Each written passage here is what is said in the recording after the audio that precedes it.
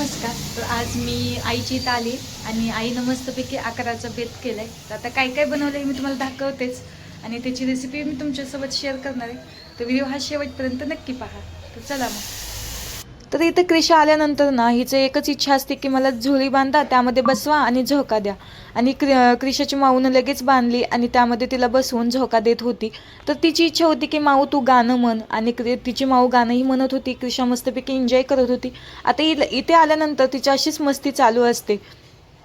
आणि मग काय आता ही जी मस्ती चालू आहे तोपर्यंत मी तुम्हाला सांगते की आईनं काय बनवलं होतं. आषाढ स्पेशल म्हणजे आकाश स्पेशल तिखट पुऱ्या बनवल्या होत्या. तर त्याचीच रेसिपी मी तुमच्यासोबत शेअर करणार आहे. तर व्हिडिओ हा शेवटपर्यंत नक्की पहा आणि तुमच्या इथे पण बनवलेत का हे मला कमेंटमध्ये नक्की सांगा. तर त्यासाठी 10-15 हिरव्या मिरच्या, 10-15 लसणाच्या पाकळ्या, 1-2 चमचे जिरे घ्यायचं, 1 चमचा मीठ टाकलं कारण ते लगेच बारीक होईल म्हणून. आणि हे सर्व बारीक करून घेतला ठेचा. आता आम्ही ना 8 ते 10 माणसासाठी बनवणार होतो तर जास्तच बनवायचं होतं. तर भरपूर अशी कोथिंबीर घेऊन बारीक चिरून घेतली आणि इथे पीठ पण आई अंदाजेच घेते, पण मी तुम्हाला तिनं सांगितलेलं प्रमाण सांगते.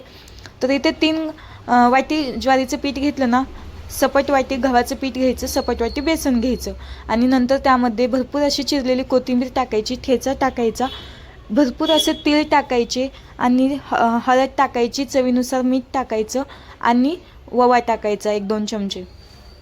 आणि आपल्या आवडीनुसार आपण हे ठेचा वगैरे ॲड करू शकतो. म्हणजे कुणाला जास्त तिखट आवडतं, कुणाला कमी तिखट खातं. तर तुम्ही तुमच्या हिशोबाने हे सर्व टाका आणि मस्तपैकी हे सर्व आपल्याला आता पहिल्यांदा एकजीव करायचं आहे, पाणी न ओतता. सर्व मिश्रण एकत्र करायचं कारण कोथिंबीरमध्ये पण पाणी असतं आणि आपल्याला जसं लागेल तसंच पाणी ओतायचं आहे, जास्त प्रमाणात पाणी ओतायचं नाही आहे. तर बघू शकता आई आधी सर्व मिक्स करून घेत आहे आणि आत्ता नंतर मग पाणी ओतून छान असं मिक्स करून घेत आहे. आणि तुम्ही कोणी नवीन आला असाल तर माझ्या चॅनेलला नक्कीच सब करा आणि बेल आयकॉनला प्रेस करा मंडळी. तर बघू शकता आता हे पीठ आपलं तयार होत आहे आणि अशा रीतीने आपलं पीठ तयार झालेलं आहे आणि आता आपल्याला हे 10 ते 15 मिनटासाठी भिजण्यासाठी ठेवायचं आहे. तोपर्यंत आईने ते ठेचा बनवला होता. आता अशा पद्धतीचा तुम्ही ठेचा बघितला आहे का की ज्यामध्ये पाणी ॲड केलं आणि मिरच्यासुद्धा भाजलेल्या नाही आहेत बरं का. आणि ह्यामध्ये फक्त कूट आणि गूळ टाकायचं आहे. जशी आपण फोडणी देतो तसंच करायचं, फक्त ह्यामध्ये पाणी ओतून कूट आणि गूळ टाकायचं आहे. तर ह्याची रेसिपी पाहिजे असेल तर तुम्ही मला नक्की कमेंटमध्ये सांगा, मी नक्की शेअर करेन.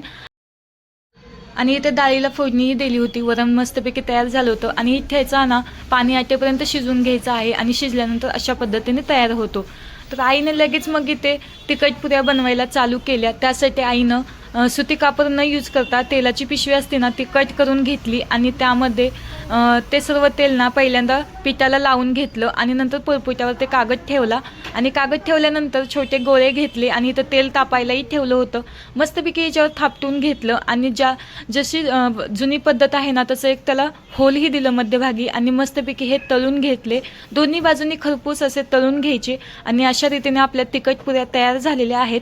आता हे सर्व मस्त तयार झाल्यानंतर आम्ही एका प्लेटमध्ये घेतलो. आता ही बहिणीनं लगेच ताटं बनवून घेतले कारण आम्हाला भूक पण तशीच लागली होती. मग काय लगेच इथे खायला बसलो. गरमागरम तिखट पुऱ्या, ठेचा, दही आणि वरण, मस्तपैकी बेत होता आजचा. तर तुम्हाला माझा हा व्हिडिओ कसा वाटला कमेंटमध्ये नक्की सांगा आणि व्हिडिओ आवडला असेल तर लाईक, शेअर, सबस्क्राईब करायला विसरू नका मंडळी. तर चला मग भेटूया अशाच एका नवीन व्हिडिओसोबत. तर तुम्हाला माझा व्हिडिओ कसा वाटला कमेंटमध्ये नक्की सांगा. बाय.